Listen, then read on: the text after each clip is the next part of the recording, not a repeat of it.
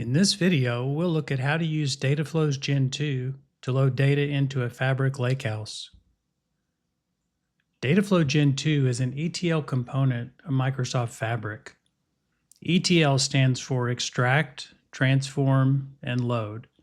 Fabric ETL tools are used to extract data from a source system, then transform the data for use in a semantic model or other uses, and then load the data to a lakehouse or other storage solution within Microsoft Fabric.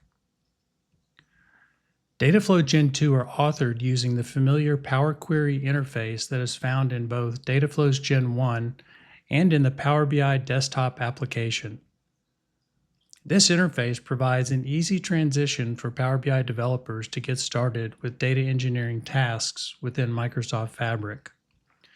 One of the primary differences between Gen 2 and Gen 1 Dataflows is that Gen 1 Dataflows will only output data to the Dataflows staging area in Power BI workspaces, whereas Gen 2 Dataflows can output data to additional destinations.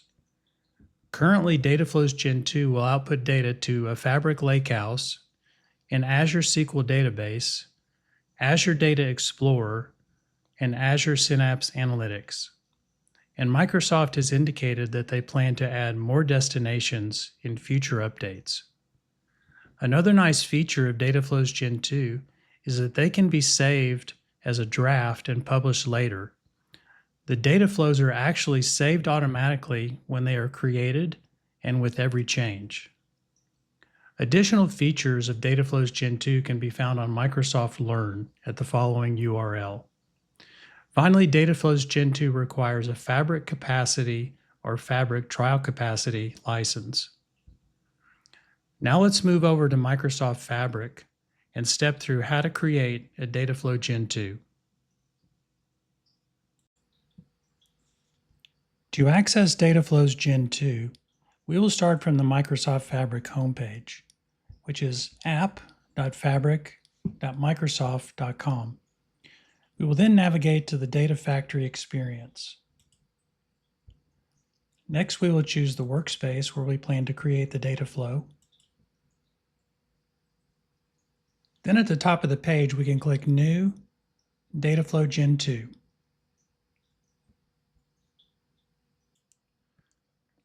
Once the new data flow is created, you will notice that we are in the familiar Power Query interface. When creating a data flow, a good first step is to rename the data flow from the default name. We can do this by clicking in the top left corner of the screen, and then we can edit the default data flow name.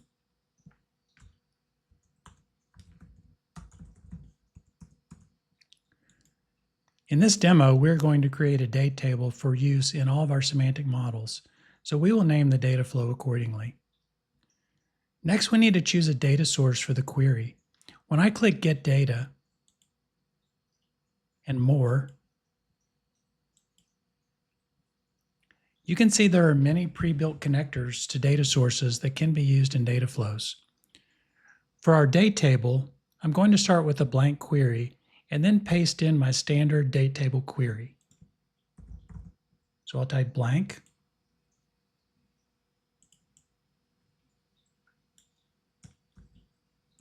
Then I'll paste in the query.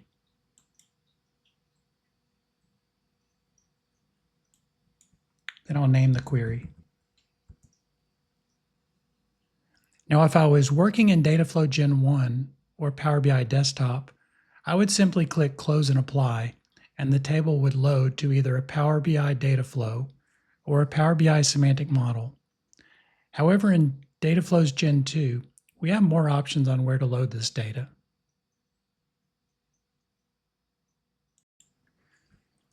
To choose a data destination, I can either click the plus sign next to Data Destination in the lower right-hand corner, or I can click on Add Data Destination in the top ribbon. You can see we have 4 options available for loading this data. In this case, we're going to choose Lakehouse, which is probably the most common destination. The next step is to authenticate your access. In this case, I have already entered my credentials, so I will simply click Next. I will then choose my workspace and Lakehouse, where we're going to publish the table, and then we'll just ensure that the table name is correct. Click Next. Here I can see the column mapping and data types from the source to the destination.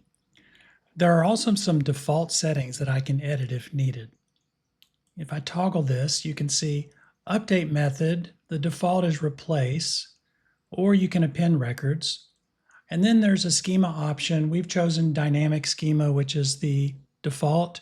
You can also set a fixed schema if you don't want any column data types or columns to change. So we'll use the automatic settings and click Save Settings.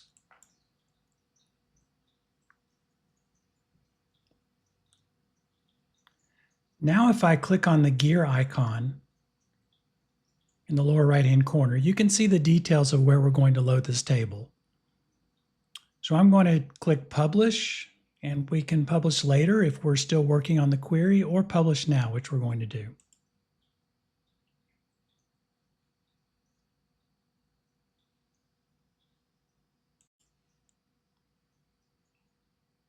We can now see that the data flow is running, and once the data flow is complete, we can navigate over to the Lakehouse to check the table.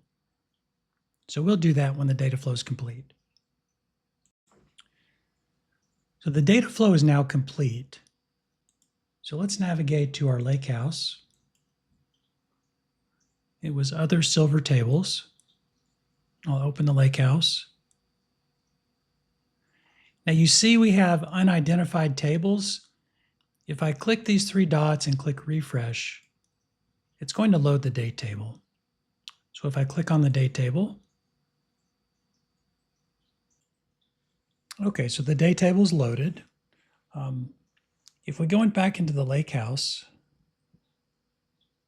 and look at the SQL Analytics endpoint, schemas, we may need to refresh.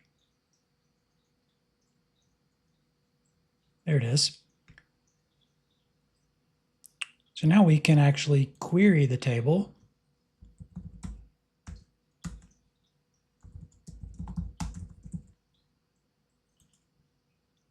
using SQL.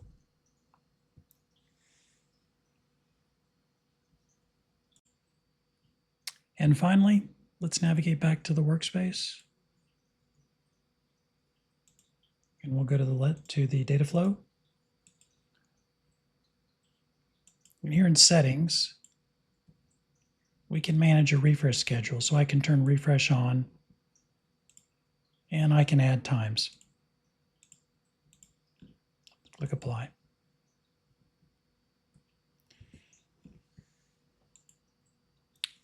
So I hope this has helped you to better understand how to use Dataflows Gen 2 to load data to a Fabric Lakehouse.